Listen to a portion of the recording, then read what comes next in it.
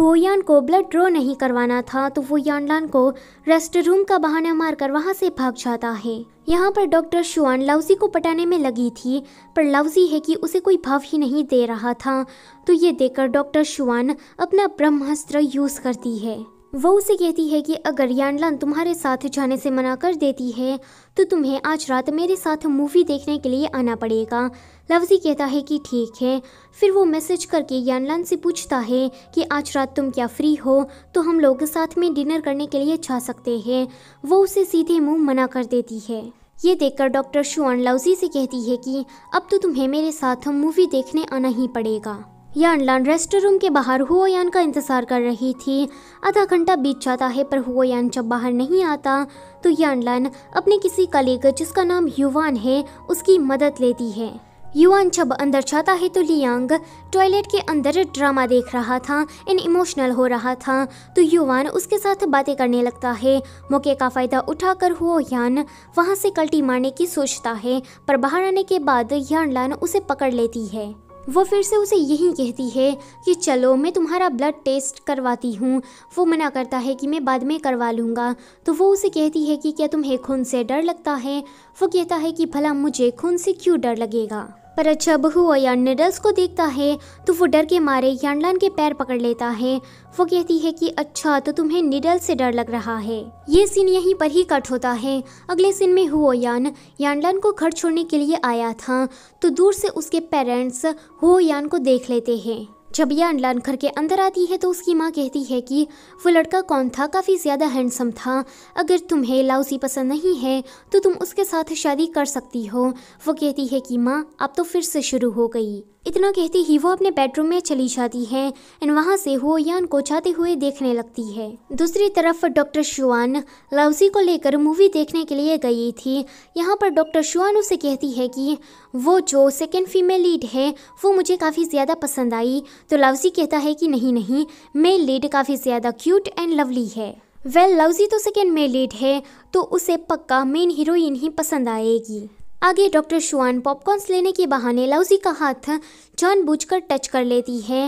Lousy भी उसके इरादे समझ गया था तो वो पूरा बकेट अपनी तरफ कर लेता है। ये देखकर उसका तो मुंह ही उतर जाता है। हुओयान और यानलान वीचैट पर बातें कर रहे थे तो यानलान उससे कहती है कि तुम्हारी पुरानी इंजरी अभी तक ठीक नहीं हुई है तो मैं तुम्हें चाइनीज़ मसाज के लिए ले जाऊंगी। हुओयान कहता है कि ठीक है, पर मैं इंजेक्शन के डर से बेहोश हो गया था, ये बात तुम किसी को मत बताना। रात में लाउजी और यानलान साथ में बैठकर डिनर कर रहे थे तो ये देखकर हुओयान उसके पास बैठ जाता है। हुओयान यानलान को मिल्क ऑफर करता है तो लाउजी उसे पी लेता है।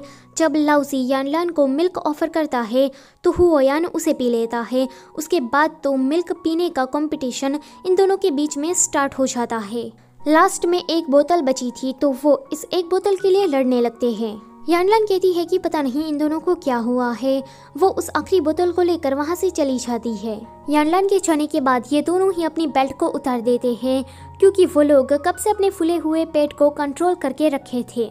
उसके बाद वो दोनों ही एक दूसरे को काफ़ी ज़्यादा गंदा लुक देते हैं। अगले दिन एक ग्रैंड माँ की बिल्ली पेड़ के ऊपर चढ़ गई थी एंड नीचे आने का नाम ही नहीं ले रही थी तो उसने रेस्क्यू टीम को बुलाया था। क्यूटी तो बिल्ली को देखकर डर रहा था तो जियांगतोंग कहती है कि ठीक है, तुम नहीं कर रहे तो मैं ही इस बिल्ली को बचा लेती हूँ। दूसरी तरफ हुओयान यानलान के साथ मसाज पार्लर पर गया था। स्टाफ उसे बताती है कि मसाज के साथ एक्यूपंक्चर फ्री मिल रहा है। वैसे वो कोई फ्री नहीं था, यानलान ने खुद स्टाफ को ये कहा था।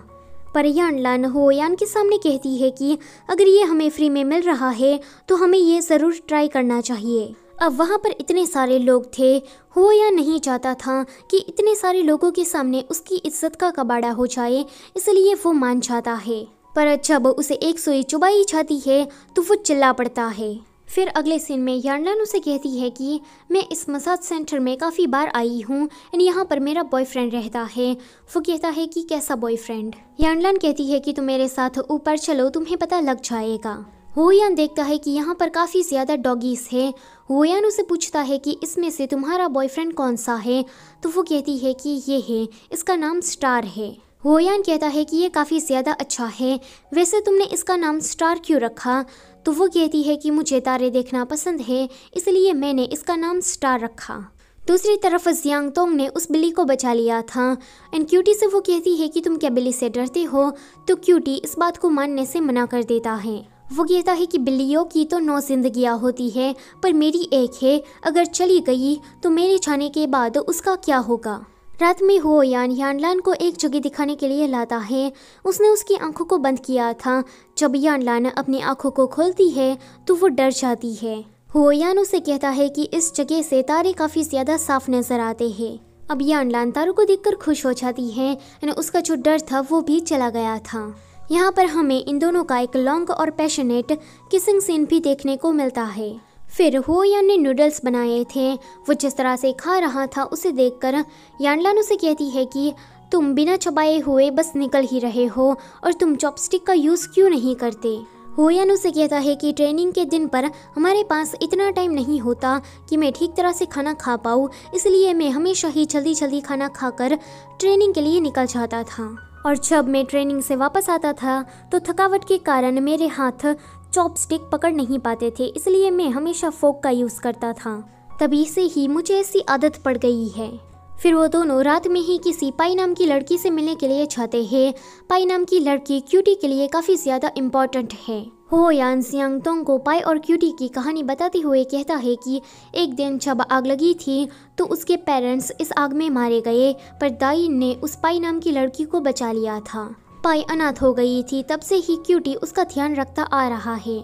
यानलान कहती है कि पाई की हालत बिल्कुल भी ठीक नहीं है, क्या हमें ये बात दाइन को बता देनी चाहिए। फिर ये लोग अंदर आते हैं। दाइन उस छोटी बच्ची के साथ खेल रहा था। यानलान उस छोटी बच्ची को लेकर वहाँ से चली जाती है। उसके जाने के बाद क्यूटी जियांग तोंग से बातें कर रहा था। जियांग तोंग कहती है कि क्या मैं पाई का ध्यान रख सकती हूँ, तो क्यूटी कहता है कि नहीं, पाई के दिल में मेरे अलावा और किसी की जगह नहीं है और हम दोनों के दिल में हमारी जगह कोई भी रिप्लेस नहीं कर सकता। पाई अनाथ है, मैं भी उसी की ही तरह अनाथ हूँ। बचपन में मैं सोचता था कि अचानक से ही मेरे माँ बाप मेरे सामने आ जाए, पर ऐसा कभी नहीं हुआ। पाई को मैंने हमेशा से ही एक छोटी बहन की तरह पाला है और मैं पाई के लिए ये चाहता हूँ कि मैंने जिस डिफ़िकल्टीज़ का सामना किया वो पाई ना करे, वो एक हैप्पी लाइफ को जिए। क्यूटी के मुंह से ऐसी सारी बातों को सुनकर जियांग तोंग के दिल में क्यूटी के लिए एक खास जगह बन जाती है। तभी ही वहाँ पर एक इमरजेंसी अलार्म बजता है। फायर फाइटर्स की टीम उस जगह पर जाने के लिए निकल जाती है। वहाँ आने के बाद वो लोग आग को बुझा रहे थे और घर के अंदर फंसे लोगों को बाहर निकाल रहे थे। हो यान एक औरत को बाहर निकालता है तो वो औरत कहती है कि मेरी बेटी घर के अंदर है। तो हो यान ये सुनकर फिर से घर के अंदर देखने के लिए चला जाता है। हो यान उस बच्ची को बचाकर आ ही रहा था कि उसके ऊपर फर्नीचर गिरने वाला था। तो ये देखकर हो यान उस बच्ची को जाने को कहता है और खुद उसके नीचे आ जाता है। अब हो यान बेहोश हो गया था। लाउजी हो यान को बाहर लेकर आता है। थोड़े दिनों के बाद हो यान को होश आता है तो यानलान उसे मिलने के लिए आती है।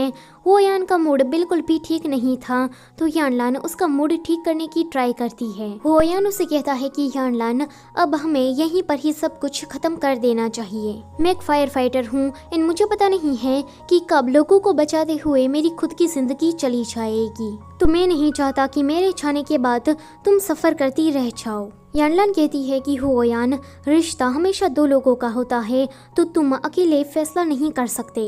एंड जहाँ तक डिफ़िकल्टीज़ की बात है तो हम लोग साथ में मिलकर सभी चीज़ों का सामना करेंगे।